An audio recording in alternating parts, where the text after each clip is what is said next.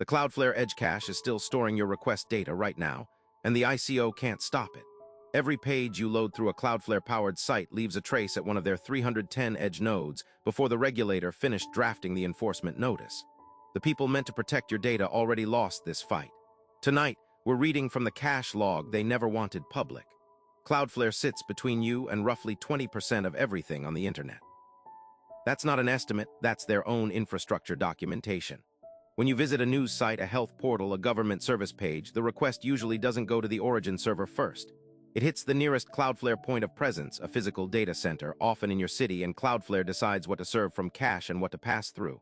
They call this performance infrastructure, faster load times, DDoS protection, reduced server strain, that's the pitch. But the edge node doesn't just serve files. It logs. It records the full HTTP request, including headers, your IP address, and the persistent identifiers baked into your browser's connection before a single pixel loads. That data sits on Cloudflare's infrastructure before it ever touches the site you thought you were visiting. What Cloudflare doesn't prominently disclose is the depth of what those edge nodes retain. The Cloudflare log system, marketed to enterprise customers as a compliance tool, captures a telemetry handshake on every request. The raw log fields include your IP, user agent string, TLS fingerprint, cache status, and the Ray ID, a persistent identifier that uniquely tags your session as it moves through every hop in the Cloudflare network. That Ray ID is not random noise. Security researchers documented in 2023 that these logs, when aggregated across multiple Cloudflare-protected properties, enable cross-site behavioral profiling without a single tracking cookie in play. You don't have to accept a consent banner. You don't have to log in. The telemetry handshake fires the moment the TCP connection opens, before the page renders, before you read a word. And it's still running on every Cloudflare-fronted site you visit today. The ICO opened a formal inquiry into Cloudflare's European data flows following complaints from privacy advocates who argued that routing EU citizen traffic through US-held infrastructure violated Chapter V of GDPR. The legal theory was clean. An IP address is legally personal data under GDPR. It was transiting servers that US law enforcement could reach under Cloud Act warrants, without notifying the data subject, without a warrant readable in their jurisdiction. The ICO issued formal correspondence. Cloudflare published a transparency report, then enforcement stalled, not because the case was dropped. Because Cloudflare restructured its data processing agreements in a way that satisfied the paperwork while changing nothing at the infrastructure level. Here's the part nobody reported. Cloudflare's legal move was surgical. They designated Cloudflare UK Limited as the formal data controller for European traffic, a UK entity, auditable by the ICO, subject to UK GDPR. On paper, the data stays European. In practice, Cloudflare's edge network doesn't operate that way.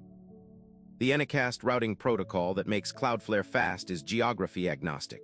A request from Berlin might resolve to Frankfurt, or London, or during a network event, Dallas. The system optimizes for latency, not jurisdiction, and here is the loophole. Cloudflare's standard contractual clauses cover the intentional transfer of data across borders. They do not, by design, cover incidental routing.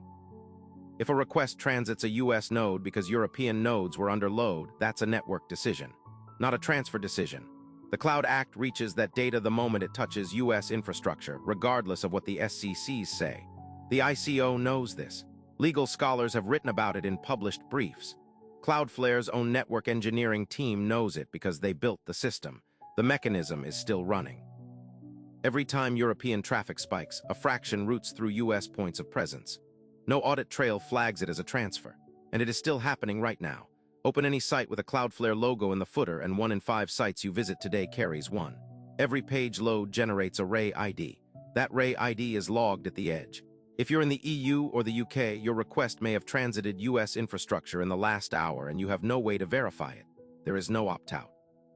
There is no consent mechanism for network routing decisions. A VPN does not solve this. Cloudflare still sees the encrypted request headers, the timing pattern, the TLS fingerprint that identifies your client's software as precisely as a name. Privacy researchers call this the Layer 0 problem. By the time any consent framework applies, the data has already moved. The cache already stored it. Your session, your IP, your behavioral signature, already sitting on infrastructure that a federal subpoena can reach before your own government is notified. The question the ICO has not answered publicly is the simplest one. If Cloudflare UK Limited is the data controller, and Cloudflare's own network is routing European traffic through US nodes under load conditions, who is legally responsible for that data in those moments? And if the answer is a structural gap, a loophole built into the architecture from the start, then who designed it that way? And who benefits most from leaving it exactly as it is?